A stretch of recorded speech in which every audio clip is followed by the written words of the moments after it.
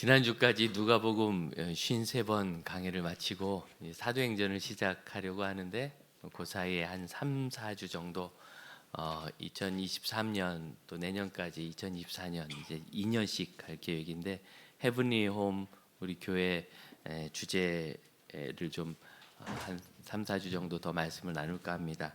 몇 가지 하늘의 집이 있고 또 우리 자신이 하늘 같은 천국 같은 그러한 사람과 영혼이 되어야 하는데 거기에 대한 실천적인 주제들인데 아무래도 좀 연관이 되기 때문에 반복되는 느낌도 있을지 모르겠습니다. 우리가 이 세상 살지만 하나님의 자녀고 하늘의 사람으로 산다는 것이 무엇인지 길을 좀 함께 발견할 수 있기를 바랍니다. 초대교회에 있었던 큰 박해의 이야기가 여기 있죠. 한 줄로 너무나 짧게 적지만 요한의 형제 야고보를 칼로 죽였다. 그래서 그가 아마 참수당한 것 같고요. 순교한 그런 사건입니다. 예수님의 제자 중에 야고보 요한 할 때 그 야고보입니다. 이렇게 중요한 사도 12사도 중에 한 사람이 순교했다는 것이 얼마나 가슴 아프고 어려운 일입니까? 또 이전에는 스데반의 순교 사건이 있었고 그때 교회 모든 지도자들은 다 흩어졌고 예루살렘에는 12사도 외에는 남지 않았다. 그렇게까지 적었습니다. 이런 어려운 상황 속에서 이제 베드로도 잡혀갔습니다. 그렇게 잡아간 이유는 12장 1절에 보니까 헤롯 왕이 교회 리더들을 해쳐서 유대인들에게 3절을 보면 이 일을 기뻐했다고 그러죠. 유대인들에게 좀 잘 보이고 싶어서 성경에 헤롯이 5명 나옵니다. 예수님이 태어나셨을 때 아기들을 잡아 죽인 사악한 왕이 있었죠. 헤롯이라고 합니다. 그리고 그 사람은 그로 몇 년 후에 죽습니다. 그 다음에는 그 아들이 2명이 있는데 한 명은 아켈라오라고 이름만 한번 나온 사람이고 그리고 분봉왕 헤롯이라고 하는 이제 분봉은 나눠졌다는 뜻입니다. 그래서 가나안 땅의 북쪽 갈릴리 지역을 분봉왕으로 다스렸던 헤롯 안티파스라고 하는 안디바라고 하는 왕, 이 헤롯이 나중에 예수님께서 십자가 지실 때 재판에 참여했던 그 헤롯입니다. 빌라도하고 친해진 그 헤롯. 그렇게 해서 3명이 있고 그 다음에 여기 있는 헤롯이 4번째 헤롯인데 헤롯 왕의 손자입니다. 그 아버지는 자기 할아버지가 굉장히 잔인하면서 이렇게 겁이 많은 사람이고 무슨 겁이냐면 내가 언제 이 왕에서 쫓겨날지 모른다는 외교술은 좋았는데 이렇게 유대인들로부터 지지를 잘 못 받았어요. 이두메 출신이라고 하는데 이두메는 구약 성경에 있는 에돔 지역입니다. 가나안 땅의 남부 지역. 그러니까 유대인들 입장에서는 이 사람은 정통이 아닌 거예요. 어떻게 생각하면 반 이상 이방인인데 그런 이방인이 와가지고 다윗의 후손도 아니고 제사장 가문도 아닌데 왕이 된다 하니까 그렇게 좋아하지 않았습니다. 그래서 늘 이 헤롯은 어떻게 하면 로마의 지지는 얻어서 가나안 지역의 왕이 되었지만 그런데 어떻게 하면 이 유대인들의 마음을 얻어서 이 왕권을 안정시킬까 하는 그런 일에 골몰했고 그래서 시작한 것이 성전을 크게 짓는 일이었어요. 헤롯 성전이라고 하는 그 성전을 솔로몬 성전의 몇 배 되는 크기로 그리고 대리석과 화강암으로 금을 칠하면서 아름답게 그렇게 지었습니다. 유대인들에게 잘 보이려고. 그래도 그렇게 지지를 못 받았어요. 그러다 보니까 늘 독살당할까 암살당할까 배반당할까 반란이 일어날까 그래서 자기 죽기 한 3, 4년 전에 아들들 2을 죽입니다. 반란할 것 같다고.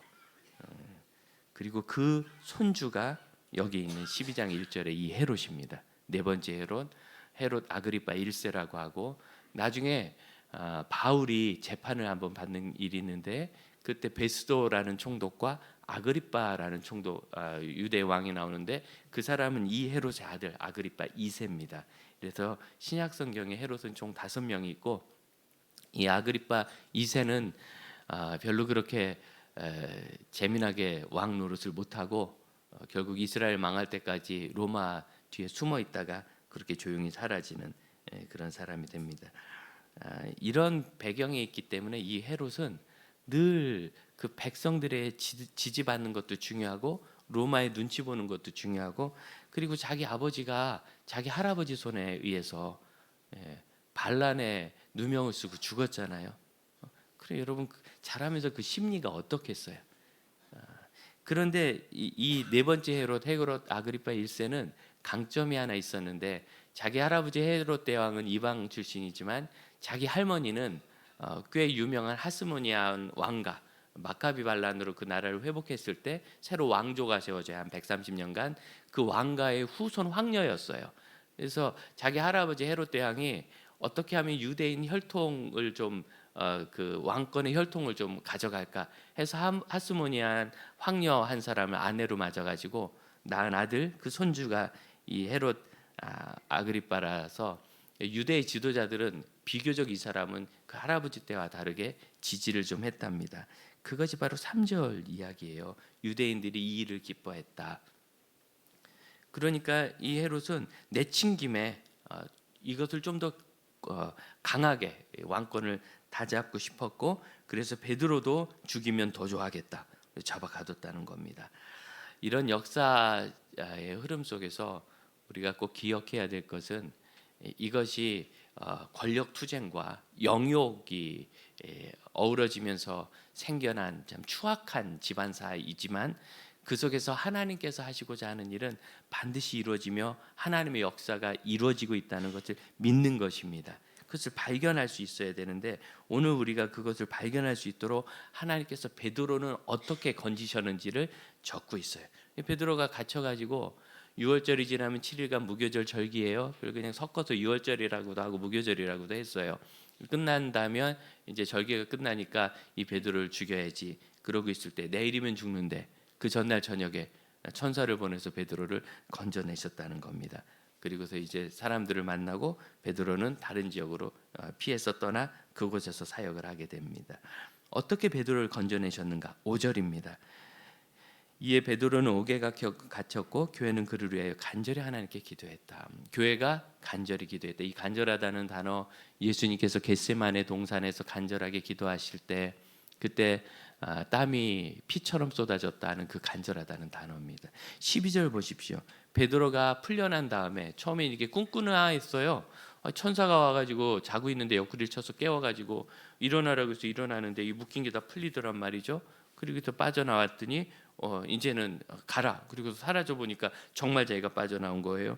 그래서 하나님이 건져주셨구나 하고 깨닫고 마가라 하는 요한의 어머니 마리아의 집에 가니 거기 여러 사람이 거기 모여서 기도하고 있었다. 그래서 이 5절에 기도하는 것이 베드로가 갇힌 이야기 앞에 적혀 있고 베드로가 노임받은 다음에 가보니까 여전히 그들이 기도하고 있었다 하고 적어서 이것이 기도와 함께 이루어진 사건임을 보여주고 있고 또 많은 목사님들이 얘기하듯이 이 사도행전은 기도행전이라고 기도에 관한 이야기가 계속 나옵니다. 기도 중요합니다. 여러분도 기도하시지요? 그런데 우리가 기가 막히게도 기도를 어떻게 하는지는 잘 배워본 적은 없어요. 조금 많이 배운 분이 주기도문을 좀 배워서 이런 내용으로 기도하는가 하는 정도. 이게 다예요. 아이들이 대학교 가려 그래도 그렇게 열심히 공부하는데 자격증 하나 딸라 그래도 그렇게 열심히 공부해야 되는데 제가 이제 여러분의 분부를 받아서 우리 굿프렌즈 카페 대표에 취임했습니다. 이걸 그 유명한 말로 바지사장이라고 하죠. 그런데 그거 하려 그래도요. 인터넷으로 공부하는 양이 되게 많더라고요. 그래서 제가 다 못하고 결국 바지사장은 물러가고 우리 실제 책임자가 본인이 운영할 거니까 나머지 공부를 해주셨습니다. 그런데 말이죠. 양이 되게 많아서 지금 생각해 보니까 우리가 기도에 대해서 배우는 것보다 바지사장이 카페에 대해서 배우는 게 훨씬 많은 것 같아요. 우리 그만큼도 안 배워요.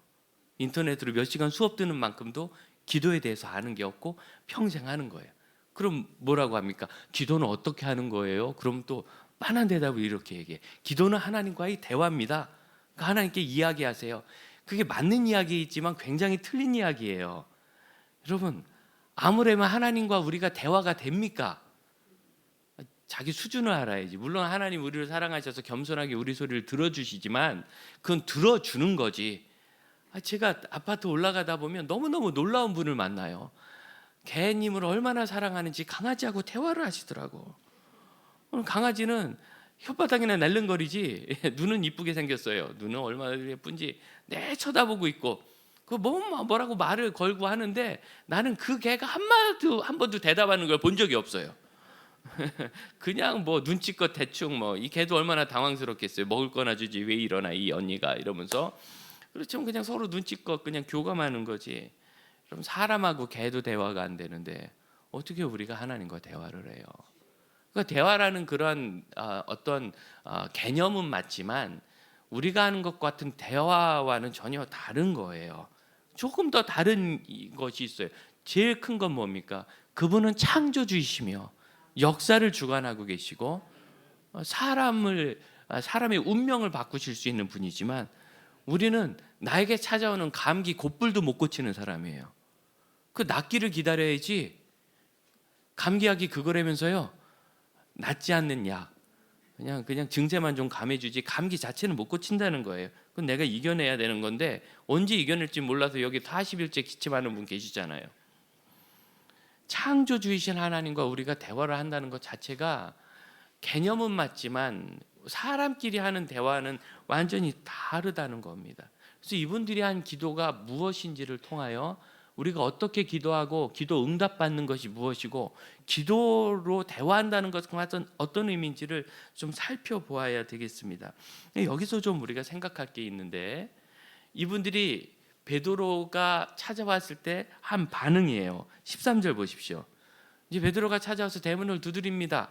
그랬더니 로데라 하는 여자아이가 아마 이 집안에서 일하는 여동이었던 것 같거든요. 근데 여러분 아니 12 제자도 아니고 7 집사 이름도 아니고 그 집에서 일하는 여자 이름을 여기다 딱 적었어요? 여러분 예수님의 형제들 이름은 다 아십니까? 몇 명 나오는 사람 말고 모르거든요. 그런데 어떻게 하다못해 예수님의 삼촌 이름은 아십니까? 삼촌 중요하잖아요. 그것도 안 나오는데 어떻게 일하는 여자의 이름을 여기 적었을까? 한번 눈에 띕니다. 그 다음에 14절 볼까요? 베드로의 음성인 줄 알고 기뻐하며 문도 못 열고 되돌아가요. 문을 열어주고 가야지. 베드로가 대문 밖에 섰다. 15절 읽어봅시다. 그들이 말하되 내가 미쳤다 하나 여자아이는 힘써 말하되 참말이라 하니 그들이 말하되 그러면 그의 천사라 하더라. 자, 이걸 가지고 우리 목사들이 저도 그랬고요. 설교를 하면서 초대교회는 베드로를 위해서 기도해 놓고 정작 베드로가 이렇게 구출되어 왔는데 온 걸 믿지도 않는다. 이런 믿음 없는 기도를 하면 되겠는가? 이러한 얘기를 많이 했단 말이죠. 많이 들어보셨을 거고 저도 실제로 그렇게 했습니다. 그런데 제가 몇 주 동안 이 본문을 쭉 묵상하면서 우리가 좀 틀렸다라는 걸 발견했어요. 일단 제일 중요한 게 뭐냐? 이 교만스러움을 버려야 되는데 마치 자기들이 초대교회 성도들보다 믿음 더 좋은 것처럼 생각하는 거. 여러분 우리가 초대교회 성도들보다 예수님에 대해서 더 많이 아는 건 맞습니다. 왜냐하면 그때는 이 신약 성경이 없었어요. 신약 성경이 없었을 때니 예수님과 복음에 대해서 그들이 어찌 알았습니까? 듣는 것밖에 없는 거예요. 또 예수님을 만났던 사람도 이 오병이어 현장 우리는 눈에 본 듯 알지만 그 사람들은 전해 들어야 되기 때문에 잘 몰라요. 종이가 없었어요. 그러니 구약 성경을 우리가 읽듯이 가까이서 읽을 방법도 없었습니다. 그래서 고대 시대의 지식이라는 것은 지금의 개념에서 보면 너무너무 작아요. 중국에 있는 옛날에 어떤 훌륭한 분이 군자라면은 남자로 태어나서 군자라면은 평생 두수레분의 책은 읽어야 된다. 두수레분, 여러분 리학가 두대분의 책은 읽어야 된다. 그때 대단히 많은 것 같지만 여러분 그때 책은 나무에 판 책입니다. 나무조 판 책. 그러면 두수레면 얼만큼 되느냐? 이렇게 얇은 단행본 단행본 2권 정도 분량밖에 안 된대요. 여러분 이거보다 많이 읽으셨잖아요. 하다못해 만화책이라도 읽었잖아요. 그러니까 고대 시대의 지식이라는 것이 지금의 기준으로 보면 그 양이 형편없어요. 문맹도 높고. 그러니 우리가 초대교회 성도들보다야 하나님에 관한 지식, 예수 그리스도와 복음에 관한 지식이 더 많은 건 맞는 것 같아요. 근데 여러분 믿음이 더 좋다 얘기할 수는 없어요. 왜? 그럼 그분은 부활하신 예수님을 만난 분들입니다. 부활하신 예수님. 이해 안 가는 거 있죠. 내일이면 죽으리. 베드로가 내일 죽어요. 어떻게 하는가? 야고보는 이미 목이 잘려 죽었어요. 이제 나도 그렇게 죽는 거예요. 그럼 그날 밤에 잠이 오시겠어요? 또 얼마나 잘 자는지 전날까지 못 자서 그날 잔 거 같다고 누가 그러대. 일어나질 않으니까 천사가 옆구리를 쳤다. 좀 험악하죠. 얼마나 안 깨면 옆구리를 치겠어요. 푹 잠들었어요. 그럼 이 사람 이해됩니까? 내일이면 내가 죽는데 오늘 밤이 마지막 밤. 그랬더니 누가 그러대요. 마지막 밤이니까 마지막으로 잡아야지. 그렇게 얘기해. 잠이 오겠어요? 근데 그가 잤어요. 왜 잤을까요? 그는 지금 순교가 문제가 되지 않아요. 왜? 부활하신 주님을 눈앞에서 봤고 만났고 식사를 같이 했고 심지어 40여일을 같이 다녔어요. 우와, 이럴 수가 있습니까? 그럼 그분이 십자가에서 죽으실 때 어떻게 찢기시고 어떻게 창에 찔리셨고 피와 물이 다 쏟아져서 완전히 운명하여 무덤에 묻혔는지 내가 다 봤어요. 여러분, 숨이 붙어있는 사람도 그 상태로 무덤에 눕혀놓으면 돌아가실 겁니다. 살 수가 없어요. 근데 틀림없이 돌아가셨어요. 옆에 있는 그 강도들도 다 죽었으니까. 근데 그분이 살아나셨는데 주님인 듯 주님이 아닌 듯 뭔가 바뀌었단 말이죠. 음식도 드시는데 문이 잠겼는데 거길 들어가셨는데 사람은 또 아니에요. 이런 놀라운 것을 보여주시고 40여일 만에 그 하늘로 올라가셨습니다. 승천하는 것을 그들이 봤어요. 어떠시겠어요, 여러분? 지금 죽음이 무슨 문제예요? 아침에 일어났는데 눈을 떴으니 오늘도 안 죽었구나, 다행이다, 이런 게 아니라 내가 이제 천국 가야지. 여러분, 신약 성경 중에서요, 우리가 가진 성경은 마태복음, 복음서부터 시작되지만 복음서는 제일 나중에 기록됐습니다. 오히려 사도 바울이 쓴 서신들이 왜 썼는가? 사도 바울이 가서 전도했단 말이죠. 고린도에 가서 데살로니가에 가서 전도를 했는데 이제 전도하고 몇 년, 1년, 2년 지났는데 그 교회가 뭐 이런저런 소문도 들려오고 오는데 좋은 것도 있는데 나쁜 게 있어요. 그러니까 그걸 지도하려고 썼어요. 지도하는 글을 쓴 편지가 신약의 서신서들입니다. 로마서 이런 거 다 그런 겁니다. 그럼 왜 복음서는 안 썼을까? 예수의 복음을 전하니까 복음서를 먼저 기록을 해야 될 것 같은데 제 생각은 그래요. 곧 주님 오신다는데 그걸 뭐하러 써요? 당장 교회가 문제 있으니까 그 문제를 좀 해결해야 되니까 그건 쓰겠지만 주님이 오시면 인류 역사가 끝나고 우린 다 승천할 건데 복음서를 뭘 써요? 그런데 안 죽네?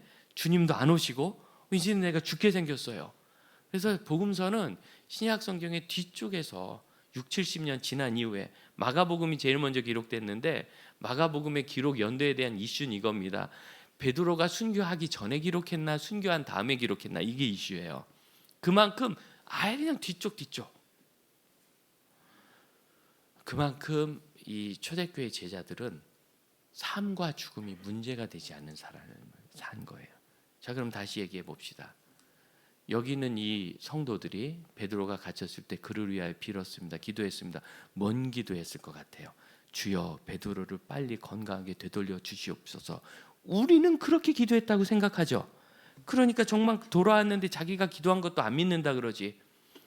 그분들은 베드로가 나오는 게 문제가 아니에요. 안 나와야 돼요. 왜? 야고보 죽었거든. 순교했어요.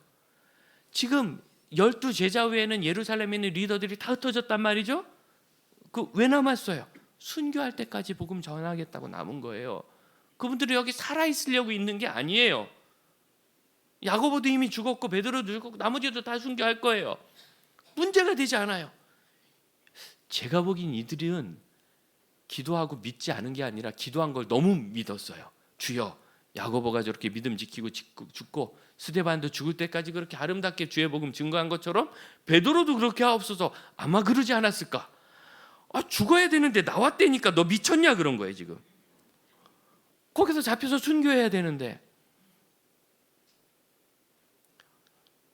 거꾸로 베드로가 옥에서 살아나와서 그들의 기도 응답을 못 받은 거예요. 순교했어요. 응답인데. 그럽니까? 그러면 그들은 순교의 신앙으로 기도했고 하나님은 베드로를 더 살려서 사역하게 하시는 것으로 응답한 거예요. 믿음이 없었던 게 아니라 나오는 것은 상상도 안 한 거죠. 그럼 왜 오늘날 우리 설교자들이 저희들의 문제예요. 성도들을 부추기는 거죠. 이 초대교회 믿음도 없이 기도해서 자기가 기도해놓고 믿지도 않았다. 기도하면 기도한 대로 믿어야지. 뭐 그런 재미난 얘기가 있지 않습니까? 어느 목사님이 개척교회를 상가에서 하는데 교회가 잘 부흥해서 몇십 명 모이기 시작하는데 갑자기 지하에 스탠드바가 들어왔다는 거예요. 나이트클럽이.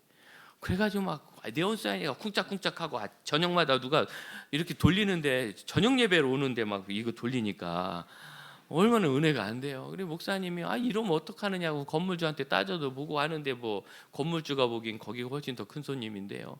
그럴 줄 알았으면 다른 데 교회를 했을 텐데, 이미 시설 다 했고 뭐 돈이 어디 있어요, 개척교회가. 그래서 할 수 없이 목사님이 너무 속상해서 기도하면서 그 스탠드바가 빨리 망하게 해달라고, 나이트클럽이. 그런데 거기 조금 불이 나가지고 인명 피해는 없지만 이게 다 그슬러 가지고 못 쓰게 돼서 결국 그 나이트클럽이 망했다는 거예요. 그래서 너무너무 속상해서 나이트클럽 사장이 망해서 나가면서 목사님을 고소했다는 거죠. 목사님이 기도해서 우리 망했다고. 그랬더니 목사님이 경찰서 조서해서 그랬대요. 설마 제가 기도했다고 망했겠어요? 이렇게. 그래서 경찰의 결론이 이랬대요. 나이트클럽 사장은 믿음이 좋고 목사님 믿음이 없다, 뭐 이랬다는 거예요. 뭐 누가 재밌으라고 한 얘기 같아요. 그럼 그 믿음으로 기도한다는 게 무엇인가? 이거 누구든지 기도한 것은 그대로 된 줄로 믿으라 그러면 되리라 그랬을 때, 그럼 우리가 된 줄로 믿으면, 병이 나은 줄로 믿고 기도하면 근데 안 낫잖아요. 이 사업이 잘 될 줄로 이 투자가 잘 될 줄로 믿고 기도했는데 투자 잘 안 되잖아요. 그럼 덜 믿은 거예요. 뭐 강한 믿음이란 게 뭐예요? 이 잘못된 거예요. 믿음을 너무 쉽게 희화해서 얘기하니까. 믿음이 이렇게 간단한 겁니까? 믿음, 신뢰라는 거. 어떻게 저를 좀 믿으십니까? 제가 12년 여기서 목회하면서 별로 헛짓한 게 없는데, 근데 아직도 제가 이렇게 회의를 하다 보면 이분들이 아직도 나를 안 믿는다, 그런 생각이 내가 가져요. 잘하세요 진짜.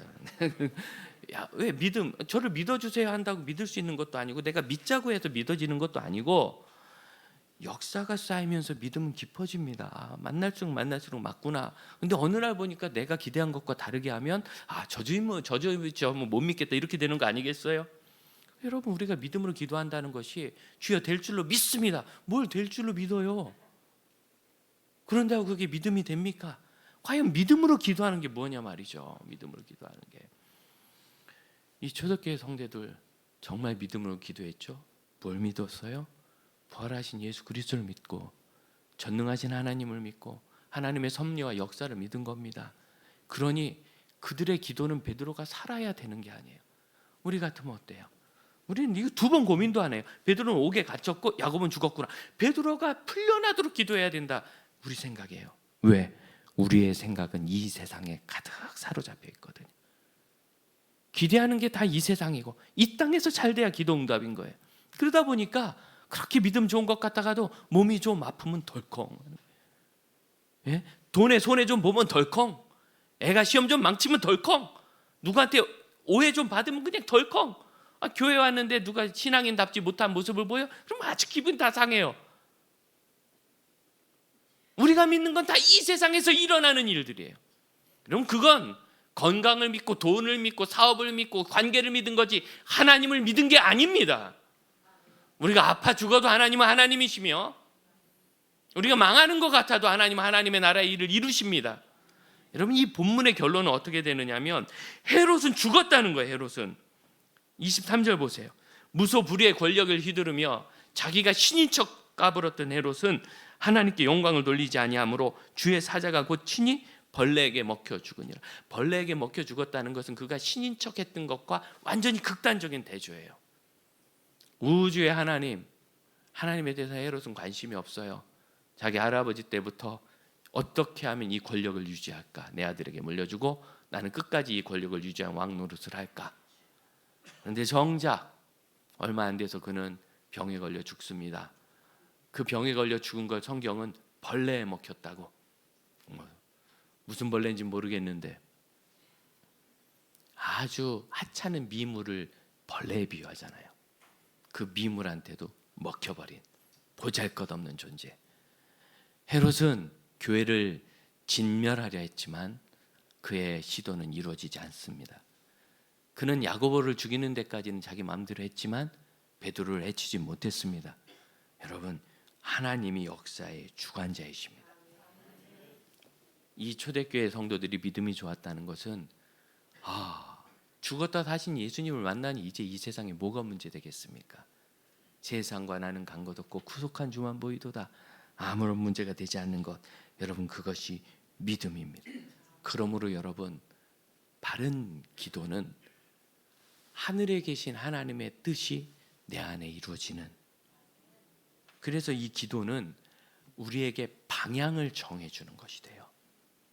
기도를 하고 기도를 해서 믿음이 깊어지면 믿음이 더 진실해지고, 믿음이 하늘에 계신 하나님의 믿음이 되면, 천국과 같은 믿음이 되면 지금 이 일이 되는지 안 되는지 그래 문제가 되지 않아요. 또한 그 속에서 하나님은 크게는 교회와 나라에 관한 것과 작게는 우리 자신과 개인에 대한 모든 것을 다 하나님의 역사 가운데 이루어 주십니다. 믿으시기 바랍니다. 이 땅 가난한 한반도 5,000년 역사의 끝에 현재 이런 부강한 나라가 된 것, 여러분 하나님이 주신 거 아니겠습니까? 교회가, 여러분 이 한반도가 언제 교회를 알았고 언제 여호와를 알았어요? 불과 150년 상간입니다. 모든 국민들이 이렇게 포괄적으로 알게 된 것, 그것은 40년도 되지 않았습니다. 40년 전에 전국 전도팀이 구성돼서 다닐 때 삼천리 방방곡곡 7만 동리마다 교회가 세워지게 하옵소서 그렇게 기도하고 다닐 때만 해도요, 그거 말뿐이었지 언제 그 일이 되랴 싶었어요. 근데 지금은 면사무소는 없고 동사무소는 없고 마을회관은 없어도 교회는 있어요. 물론 인구가 줄어들면서 자꾸 문을 닫는 교회가 생기긴 하지만 그것은 인구가 줄어드는 것에 의한 것이지 무슨 교회 자체가 물러나는 것은 아닙니다. 하나님은 하나님의 역사를 이루십니다. 믿으시기를 바랍니다. 그 속에서 우리 개인의 일도, 여러분 베드로가 풀려난 건 개인의 일이죠. 개인의 일도 하나님은 이루세요. 그래서 베드로는 어떻게 됐는가? 제자들을 만나고 17절, 주께서 자기에게 하신 이 모든 일을 말하고 야고보와 형제들에게, 이제 이 야고보는 거기서 목 베어 죽은 야고보 말고 또 다른 야고보입니다. 세베대의 아들 그 야고보와 요한 말고, 형제들에게 이 말을 전하라 하고 따로 갑니다. 다른 곳으로 가서 어디로 갔는가? 그가 나중에 사도 바울의 회상에서 보니까 안디옥에 가가지고 좋은 일도 했는데 율법주의자들의 꼬드김에 쑥 넘어갔다가 바울에게 그냥 야단을 맞았어요. 아주 체면을 구겼죠. 그리고 나중에 또 고린도서에 보니까 고린도 교회 교인들이 나는 베드로에게 배웠는데 이런 사람들이 있었어요. 그러니까 아마 고린도 지역까지, 그리스 남부까지 간 것 같고, 후에는 그가 로마에서 사역을 합니다. 로마 제국의 수도 로마까지 가서 사역을 하다 거기서 순교한 거로 되어 있습니다. 여러분, 하나님의 역사는 또한 그 개인의 삶을 통하여 다 이루어지는 것을 믿으시길 바라요. 그래서 우리는 무엇이든지 기도를 통해 배워나가야 되고, 기도하는 사람들에게 하나님은 하나님의 나라가 어떻게 진행되는지 일일이 보고하실 필요 없어요. 여러분, 창조주께서 우리에게 다 보고하실 필요 뭐 있어요? 그러나 우리를 일깨워서 일하실 때는 우리를 깨닫게 하십니다. 그리고 그것만도 감당하기 벅차요. 여러분, 기도하면서 하나님께서 주시는 인도하심을 그렇게 받으시기를 축복합니다. 어떻게 목사님 목사 됐어요? 중학생들이 지난주에 물어보더라고요.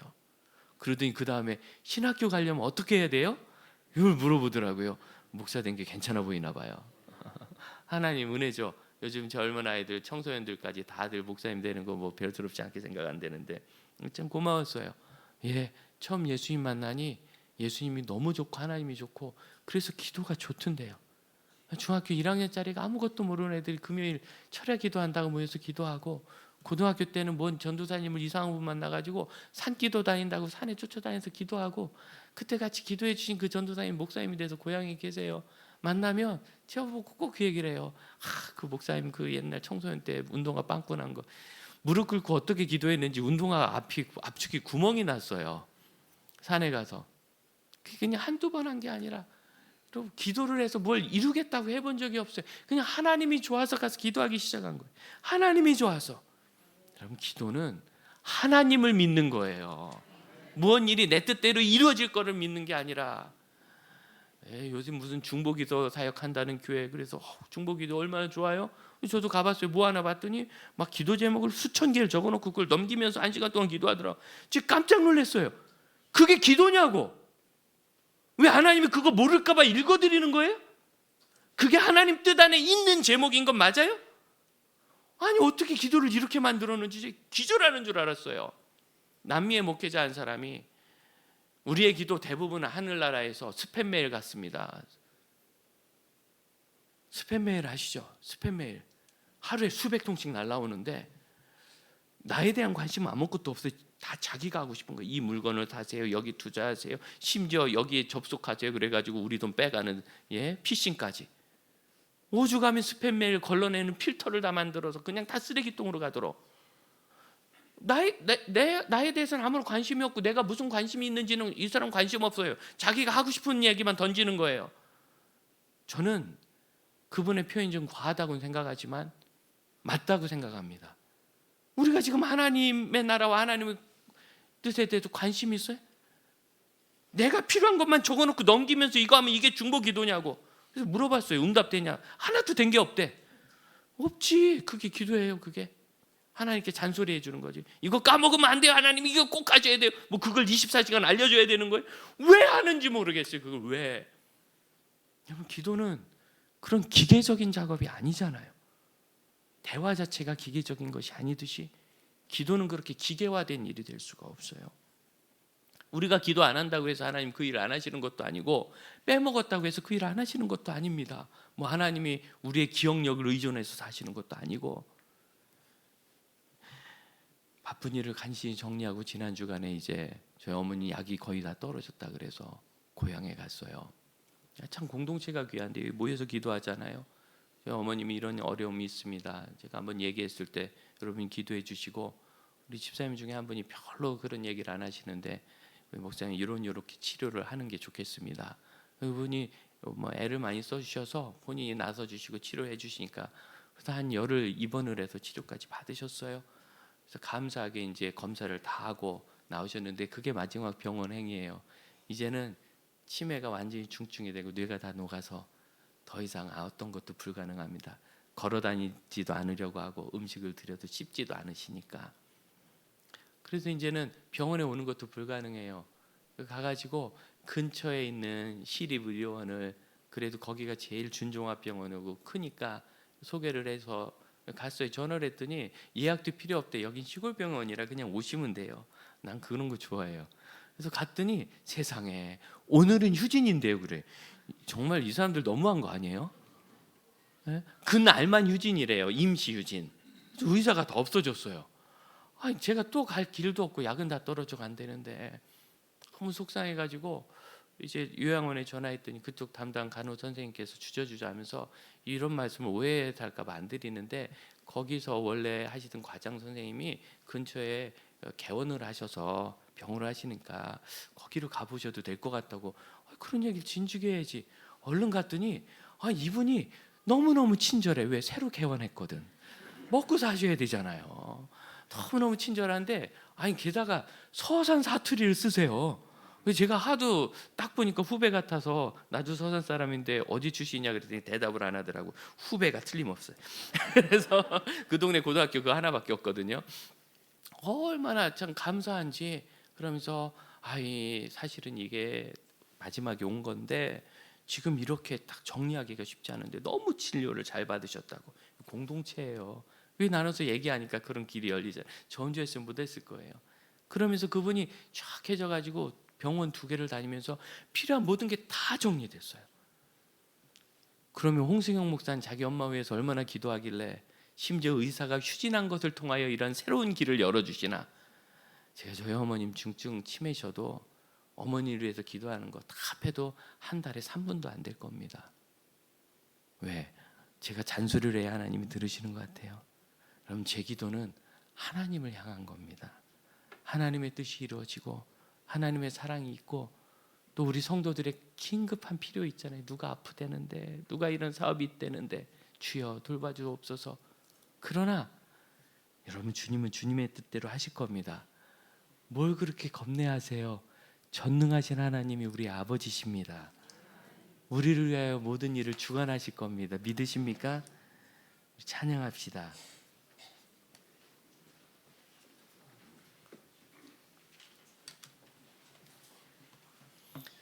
우리가 일일이 하나님을 가르치듯 하려고 하는 습관을 버려야 비로소 기도자가 됩니다.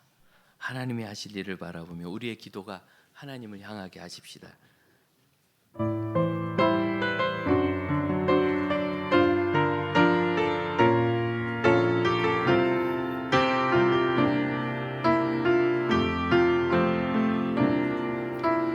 이 세상을 살아가는 동안에 나의 힘을 의지할 수 없으니 기도하고 낙심하지 말 것을 주께서 참 소망이 되시니 하나님의 꿈이 나의 비전이 되고 하나님의 꿈이 나의 비전이 되고 예수님의 성품이 나의 인격이 되고 성령님의 권능이 나의 능력이 되길 원하고 바라고 기도합니다. 함께 기도합시다. 주님, 저희가 기도의 눈을 뜨게 하시고 기도를 바로 바라보게 하시며 믿음이 투철할 때 내가 원하는 것이 내 마음대로 되는 것이 아니라 내가 원하는 것보다 더 크게 역사하시는 하나님의 뜻이 이루어지이다, 선하신 하나님을 믿습니다는 굳은 믿음이 더 커지도록 우리 함께 합심하여 기도합시다. 주님, 참된 기도자들이 되기를 원합니다. 우리 주님 앞에 저희가 기도를 바로 깨닫기를 원합니다. 우리 하나님 아시는 것이 없어서 저희가 말씀드려야 되는 것 아니며 우리 하나님 저희를 사랑하지 않아서 저희가 애교를 부려야 되는 것 아니고 우리 하나님의 선하신 뜻과 온전하신 뜻이 항상 이루어질 것인데 하나님이 이루어진 그 나라 저 천국의 마음을 이 땅에 가지고 기도할 수 있게 하여 주옵소서. 주님, 무엇을 기도하든지 크게 역사하시는 주님을 늘 보게 하여 주옵소서. 우리 자리에서 일어나 2절 가사로도 찬양합시다. 주의 길을 걸어가는 동안에 주의 길을 걸어가는 동안에 세상에 것 의지할 수 없으니 감사하고 낙심하지 말 것을 주께서 참 기쁨이 되심이라. 하나님의 꿈이 나의 비전이 되고 예수님의 성품이 나의 인격이 되고 성령님의 권능이 나의 능력이 되길 원하고 바라고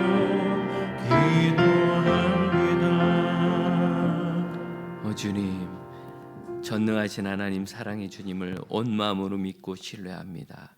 하나님이 선하심을 이루실 것이오니 저희는 걱정을 첩게 하여 주시고 순교라도 두려워하지 않을 부활의 믿음으로 하나님이 이 죽음 이후에 더 놀라운 것을 준비하셨다는 부활의 믿음과 영생의 믿음으로, 그리고 이 땅도 천국의 가치로 살 수 있다는 부활의 믿음으로 저희를 이끌어 주실 것을 간절히 소망합니다.